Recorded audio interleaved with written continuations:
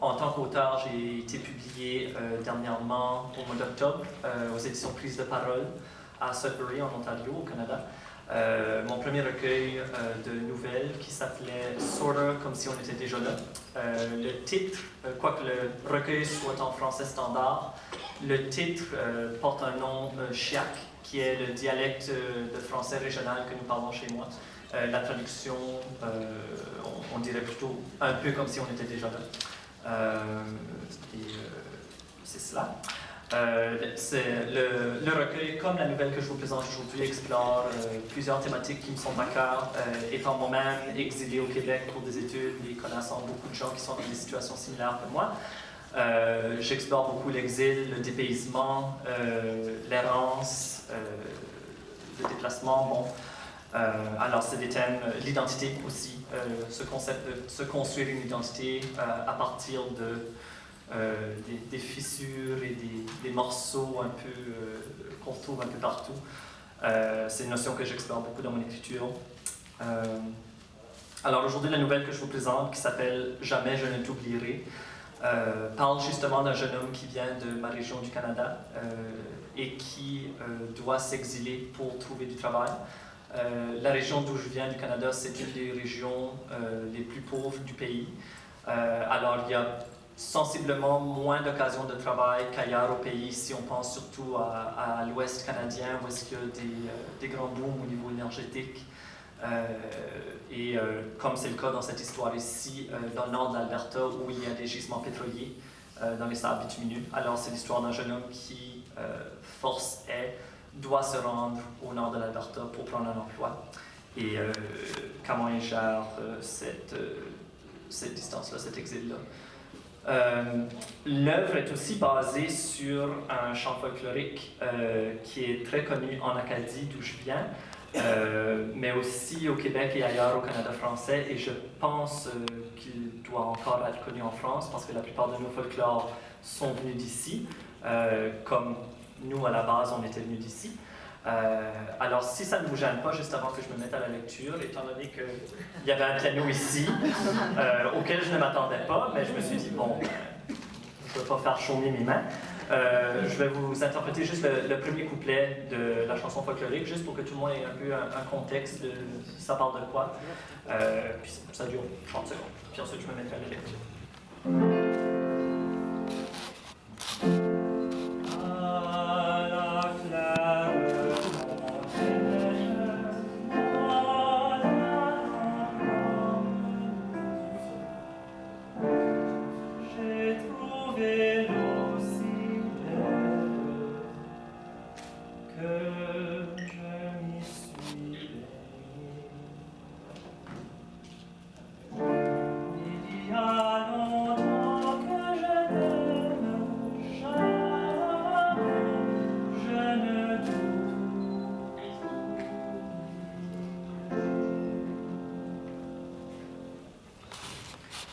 Carl, don't forget to renew our Alberta health cards today, eh?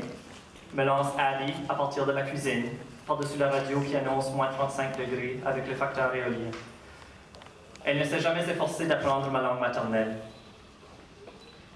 Assis sur le tapis du salon, Andrew me fixe, momentanément perplexe, puis s'allume, pointe vers quelque chose.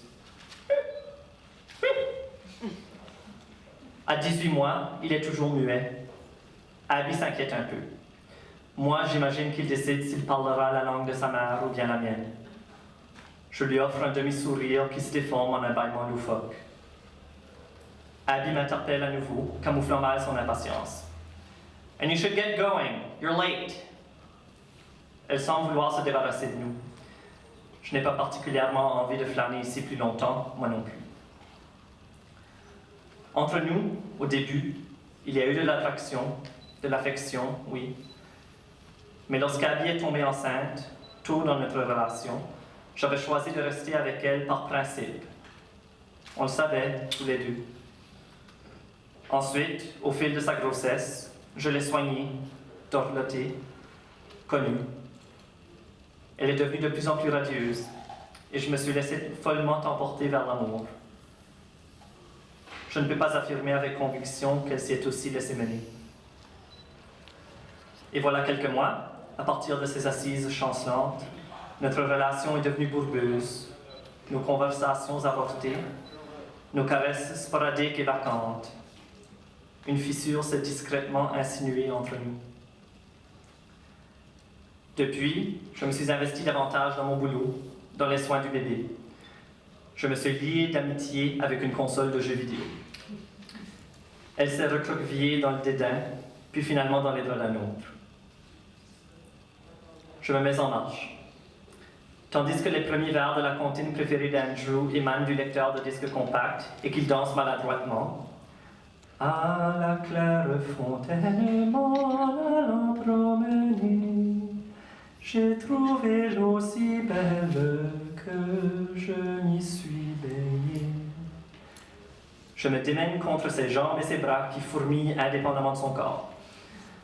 Enfin emmitouflé, je lui enfile ses bottines et nous partons sans dire un mot à Abby. Dehors, l'air manque de vitamines, sans les œufs pourris, souffle. Des rafales de vent s'attaquent à toute parcelle de peau exposée, embrasent l'intérieur de nos narines, hérissent nos cuisses de picotement. Le mois passé, afin que ma femme puisse reprendre son enseignement du chant à la maison, nous avons placé Andrew dans une garderie à 2 coins de rue. Mais en dépit de vouloir franchir cette 50aine de mètres le plus rapidement possible, nous nous retrouvons à dandiner comme des pingouins, contraints de marcher avec hésitation par le trottoir glacé. Soudain, Andrew s'arrête, refuse de poursuivre son chemin. Il ânonne, pointe du doigt une voiture qui vrombit au passage. Je l'implore un instant, puis, exaspéré, je me retourne pour m'accroupir à ses côtés. L'automobile s'est garée dans la noirceur de ma cour. Un homme en est sorti, puis il est entré sans sonner. Abby me l'a présenté comme un de ses étudiants avant-hier. Étudiant my ass. Elle me prend vraiment pour un con. Mon cœur se crispe. Je traîne mon fils par la main, anesthésié par le froid. Dans le vestibule de la garderie, tout en le déshabillant, je jase avec l'éducatrice somalienne aux yeux résolus. On parle de neige, du soleil chétif.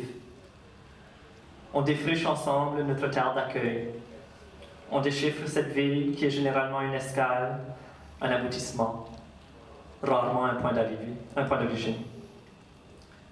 On est tous un peu déboussolés, à la quête d'or noir, du Nord, des nôtres.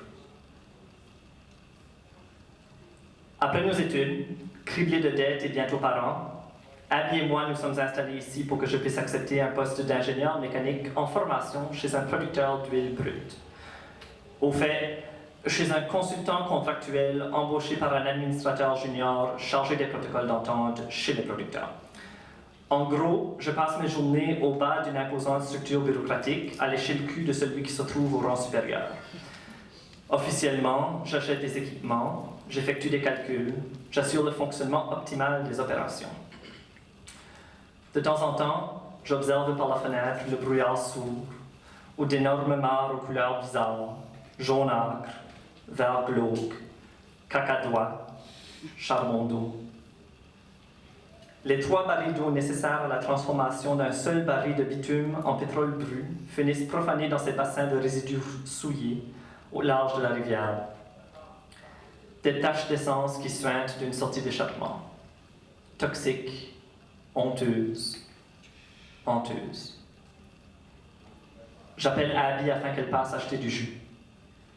Elle est essoufflée, me donne trop de détails concernant sa journée, ses allées et venues.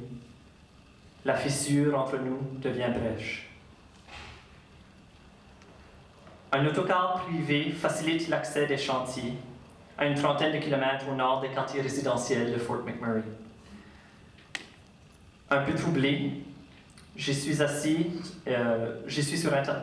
sur Internet, assis dans le trafic de l'heure de pointe. Je consulte quelques articles sur l'industrie des sables bitumineux, des photos, des extraits de documentaires.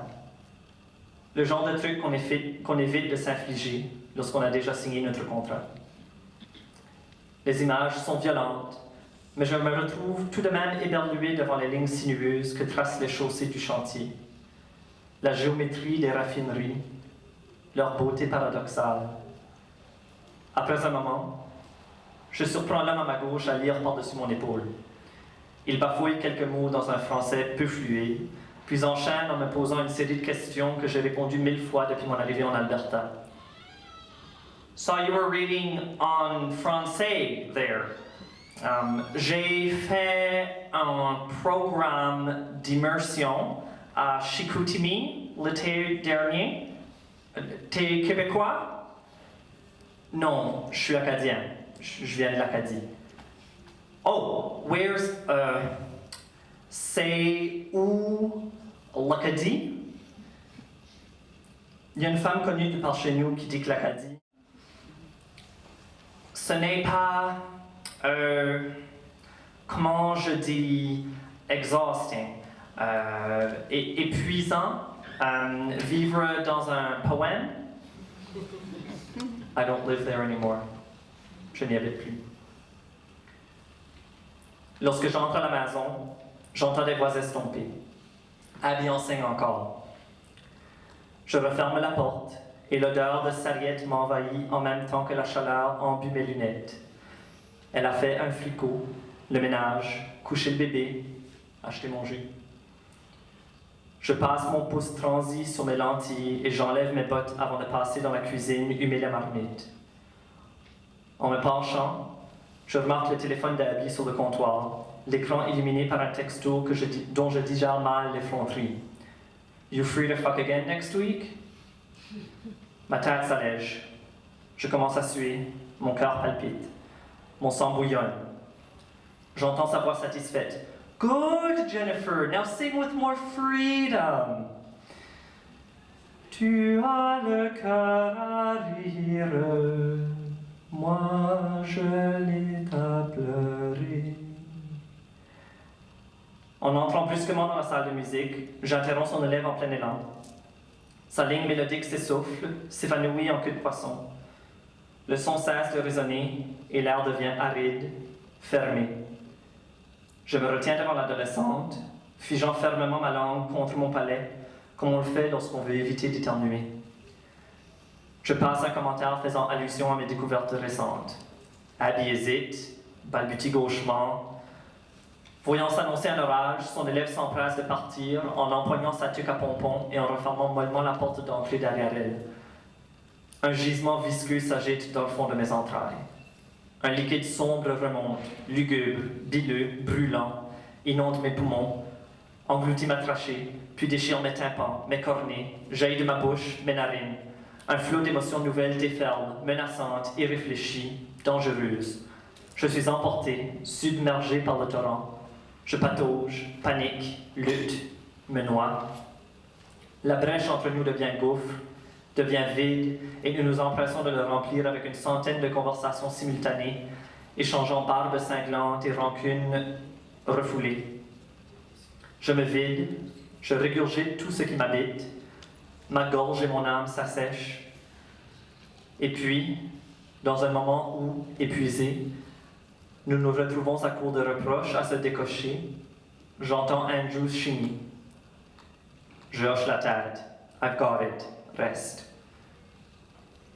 Avant de monter, je me sers un verre d'eau, pur, frais. Dans l'escalier, j'observe une série de photos accrochées au mur tachées de craie, de bave, de déception. Notre mariage, sur les rives de l'Atlantique. Le petit. Des vacances à Fundy.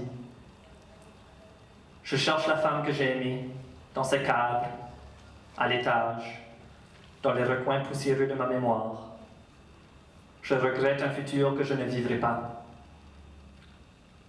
J'entrouvre doucement la porte de chambre du bébé pour voir un sourire brillant animer son visage lorsqu'il m'aperçoit. Il me tend les bras, debout derrière les barreaux de son lit. J'avale une gorgée d'eau. Ma mâchoire tendue se relâche, mes yeux s'attendrissent. Mon âme s'assouvit, mon cœur s'étend. Allô, chum. Moi, ça va, hein? Qu'est-ce qui va pas, patate? Je le prends dans mes bras, m'assois dans la chaise berçante, lui lis des livres que ma mère nous a envoyés du Nouveau-Brunswick à Noël. Le petit chaperon mauve, l'ours qui aimait trop les arbres, les aventures de Sabrina la Sagouine sur son skidoo à Skodok. Et je chante. Je voudrais que la rose soit encore au rosier, et moi et ma maîtresse dans les mêmes amitiés. Par la fenêtre givrée, dans le ciel huileux, je vois se dessiner une robe réale. Un délicat jet bleu, un faisceau luisant, dansant parmi les amas stellaires ternis. Le bébé devient lourd, s'immobilise, s'endort. Je fredonne encore quelques notes, me lève, la lite. Il gigote un peu avant de se blottir en position fétale, pouce à la bouche, peluche au bras, petite fesse pointée vers le plafond. Je reste avec lui un instant, l'observe. Une masse d'organes, de chair, de viscères, d'eau, de pensées vagues, de souvenirs vaporeux, de potentiel. Un peu d'elle, un peu de moi. Je lui chante un dernier vers, la gorge nouée, puis je referme délicatement la porte. Il y a longtemps que je t'aime, jamais je ne t'oublie.